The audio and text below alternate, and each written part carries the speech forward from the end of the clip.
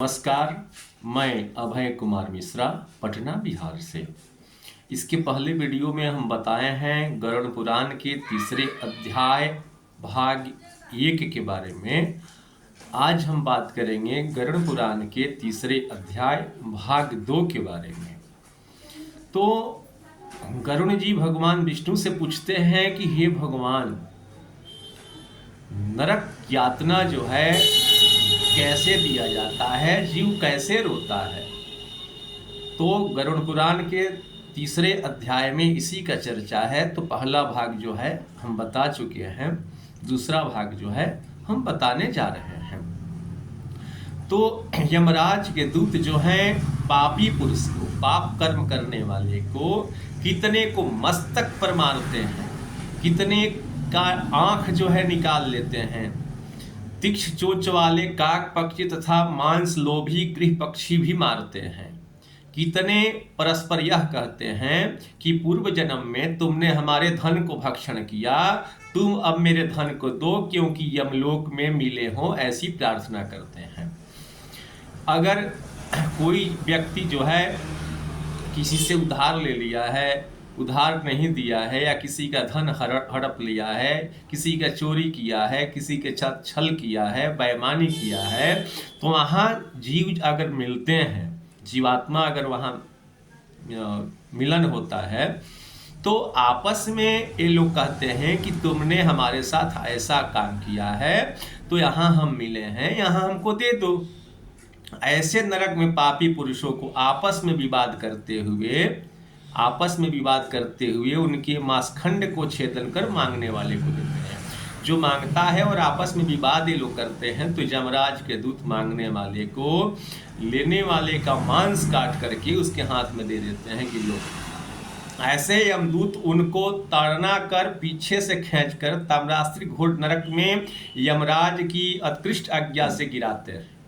इसके बाद यमराज की आज्ञा से उन पापी पुरुषों को नरक में गिराया जाता है। सालमली वृक्ष के समीप बहुत से दुख देने वाला नरक है। एक ही नरक नहीं है, अनेकों नरक है। उन नरकों में जो बड़ा दुख देने वाला है उसे वाणी से भी नहीं कहा जा सकता है। गरुड़ 84 लाख नरक हैं। नरक 84 लाख हैं। इनमें 21 प्रधान भयानक नरक है। 84 लाख नरक है, जिसमें 21 नरक जो है बहुत विशेष कष्टदायक है। हे गरुड़, उनके नाम जो है भगवान विष्णु गरुड़ से बता रहे हैं। पहला नरक का नाम जो है ताम्रस्त्र है, दूसरा लोह शंकु है, तीसरा महारौरव नाम का नरक है, चौथा सालमली है, पांचवा रौरव है, छठा कुंडमल है, सातवां कालसूत्र है, आठवां पुति मित्रिक है, नौवां संघात है, 10वां लोहितोद है, 11वां सविष है, 12वां सप्रतापन है, 13वां महानिलय है, 14वां काकोल है, 15वां संजीवन है, 16वां महापथ है, 17वां अवीची है, 18वां अंधता मिस्र है, और 19वां कुंभिपाक है, 20वां सप्रतापन है और सविष है। ये जो है 21 नरक हैं। अनेक तरह के भेदों से रचे हुए हैं और नाना प्रकार के भोगों से एवं अनेक यमदूतों से परिपूर्ण है। इस प्रकार नरकों में धर्म वर्जित पापिष्ट मूर्ख गिरते हैं।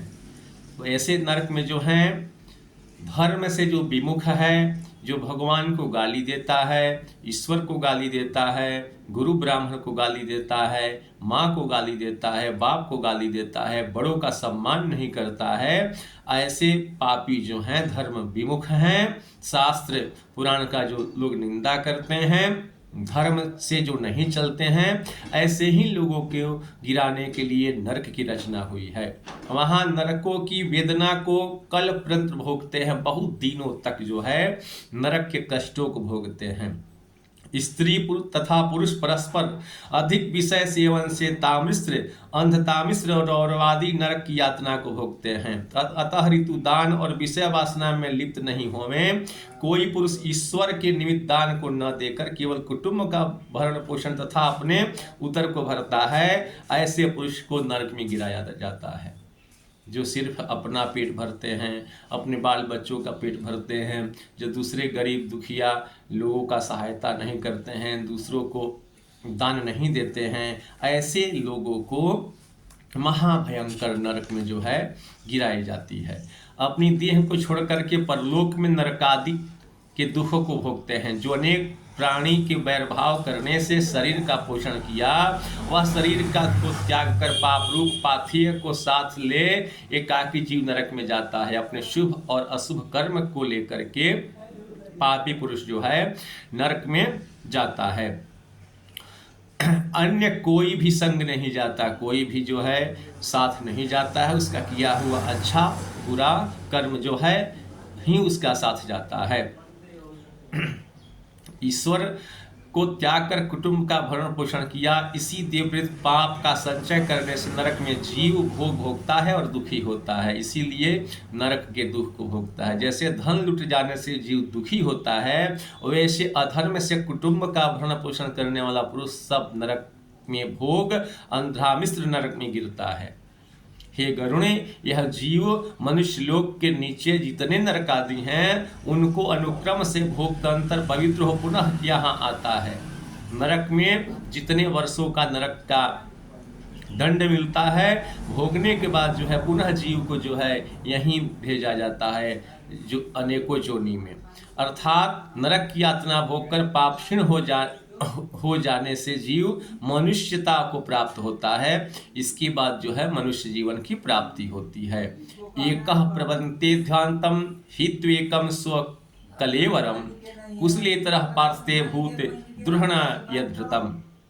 अगले वीडियो में गरुड़ पुराण के 4थे अध्याय का पाठ जो है मिलेगा। नमस्कार।